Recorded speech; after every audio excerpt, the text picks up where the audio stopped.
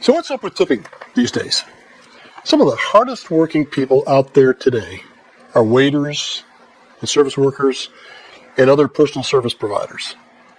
These folks are essential to our economy and lifestyle, yet they're probably among the most underpaid. And I suspect many don't get health insurance, 401k benefits, paid leave, and paid vacation. I don't know. You tell me. I consider myself a generous tipper under the right circumstances. And I don't want to offend anyone who depends on tips for a good part of their income. But in case you haven't noticed it, in recent years, tipping has changed dramatically in our culture here in the USA. And I don't think that change was brought about by those receiving the tips and doing the work. Here on Ed Talk today, we present various topics for enlightenment, entertainment, and the hope that we'll get your comments and feedback. We try to stay away from contentious subjects, leaving that to others, other channels, other media. So let's talk about the tipping culture here in the USA. And if you stay with me to the end, we'll have a bonus discussion on the no tax on tips, something that's become a timely topic now that it's part of the One Big Beautiful Bill Act. Some of the information on that may surprise you. So I ordered a salad online the other day. I carefully selected my ingredients and toppings. I hit enter on my keyboard, and then I jumped in my car. Then I drove 6 miles, only to stand in the fast food lane to pick up my order. And when it came to paying, the pleasant person at the counter pivoted a iPad-looking device around to me to pay and leave a tip. Suggested options were 15%, 20%, 25%, I guess. And maybe it might have said none or custom. The person at the counter seemingly watched me, I felt, eagle-eyed as I tapped my Visa card. What if I clicked 0? After all, this was fast food. In my 6-mile drive there and back, that's 12 miles. It had to count for something. Tips used to be meaningful gestures for personal service. Today, they're expected. Expected by business situations where we never before considered leaving a tip. The dictionary still defines a tip as a small sum of money given for service over and above what is due. I ordered a pizza while writing the script for this video. Now, I don't mind tipping the pizza driver at all. Never have. That somehow seems normal. The $40 order warranted, in my opinion, an $8 tip. However, I just looked at my receipt, and in addition to my $8 tip, there's a $4.99 delivery fee. That's 32% over the product cost to have my pizzas delivered. Now, please don't get me wrong. I'm generous. I'm not cheap. Leave me a comment if you think I'm off base on that. But I think there's more of a backstory here, and I'd like to get your opinion. So tell me if you agree. Here's some food for thought, and pardon that pun. It's my opinion that business owners are using various methods of supplementing their payroll costs by pressing this tip issue. Companies out there like Square and Clover, Toast, provide these POS, point-of-sale systems, like that iPad example I mentioned, all with tip options at checkout. Kind of cute devices. Now, I take my car to a full-service car wash from time to time, and recently I pulled up in the queue, and the sweet lady there, clipboard in hand, asked me which wash I wanted. I looked at the chart, and I said, yeah, I'll take the number 2, the inside and out. And I handed her my Visa card. Then she asked me, how much tip do you want to leave? Tip? Tip now? I just got here. I had no idea what kind of service I was going to get. I said, I'll just tip the person at the end of the line. I'm always particular about my car, and I'm always pleased to hand over, say, a $5 bill to the person doing the finishing up as a tip. But then she told me they are not allowed to accept tips directly. And if they accepted a cash tip, they'd have to put it into the pool, which she then explained was divided up at the end of the shift. Of course, without regard to who did the work or what the quality of work was. And also, if they pocketed that $5 bill without putting it in the pool, they'd get fired. You know, that's not a tip. There's no personal touch to that. And more important, it has no bearing on the service received. In my opinion, it's just a new way for business owners to lower their overall payroll cost. In my opinion, the USA, which now has become mainly a service economy, has sometimes a difficult time hiring people for various manual or service-related jobs. I get that. Worst thing for a business owner is if they haven't the wait staff or car wash finishers to serve their customers.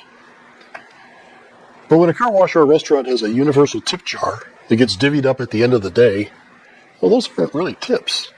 Those are patrons, like me, supplementing this business's payroll.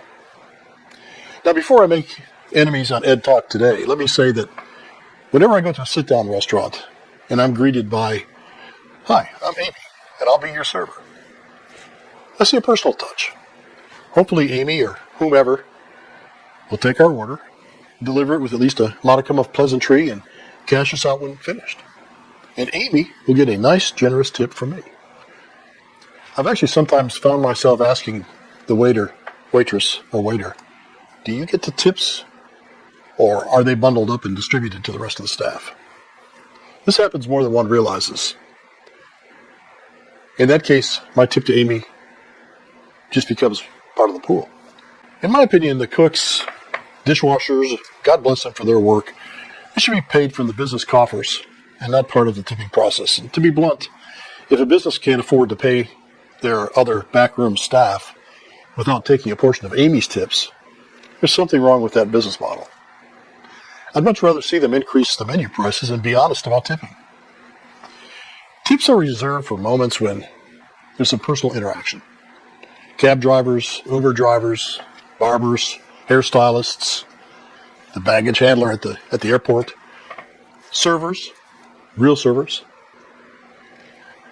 And let me be clear, many workers I know depend on tips. I know that.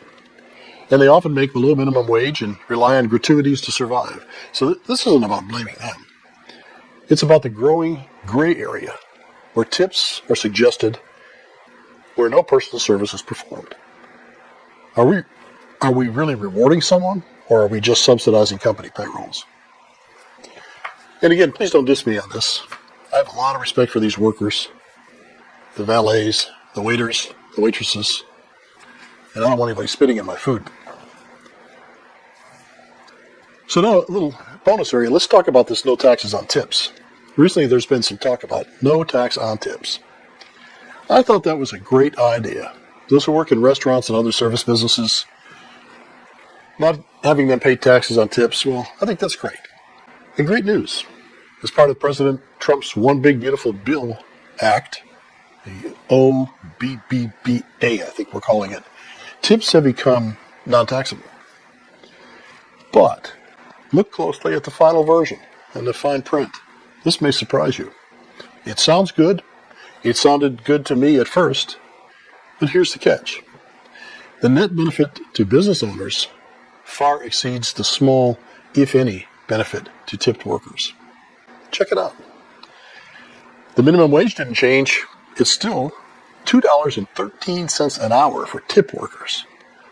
That hasn't changed since 1991. It's appalling.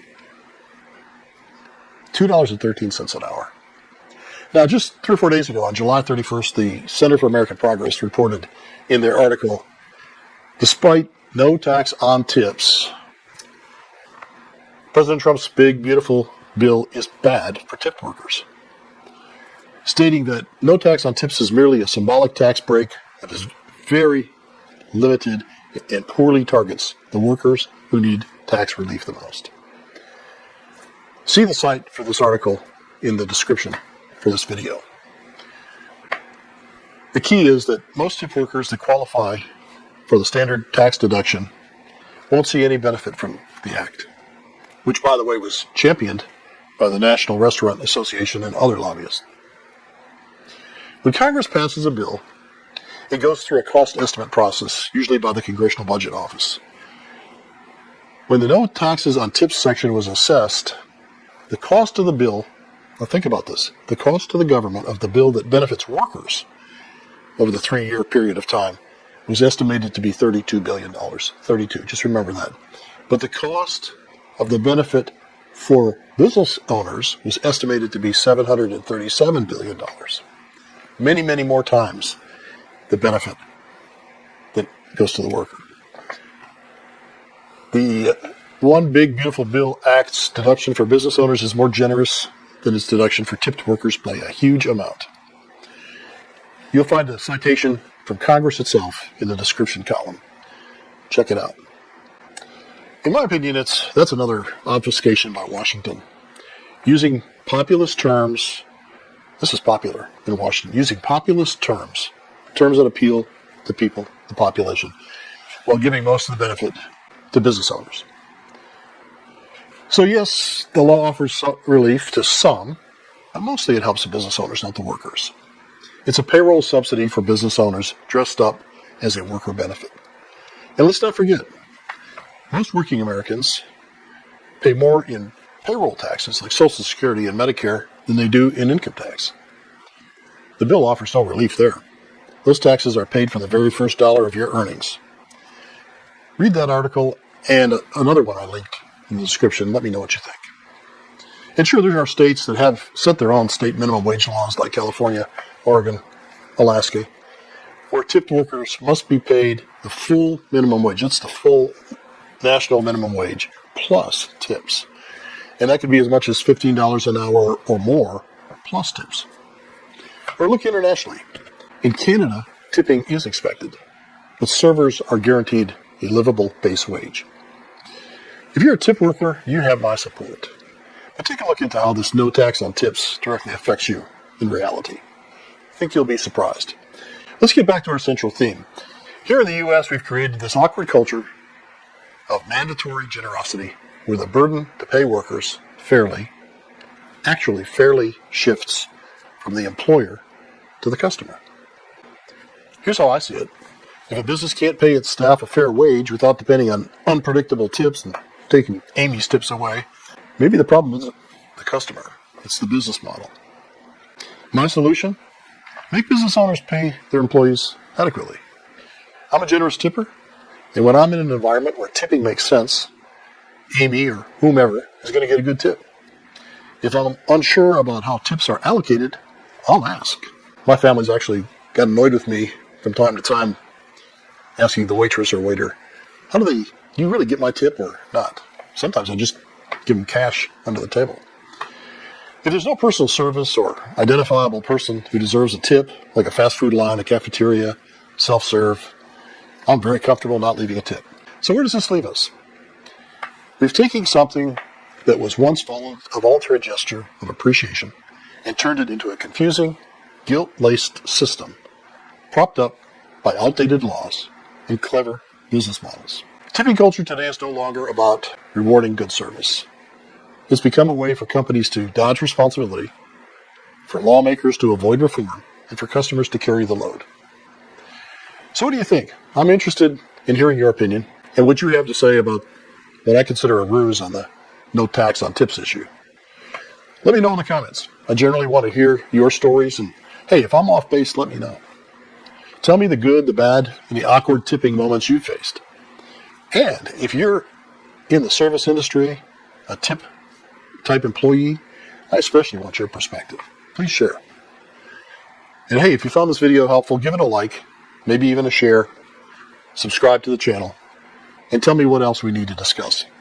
That helps more than you know. I'm Ed, and this is Ed Talk Today. See you next time.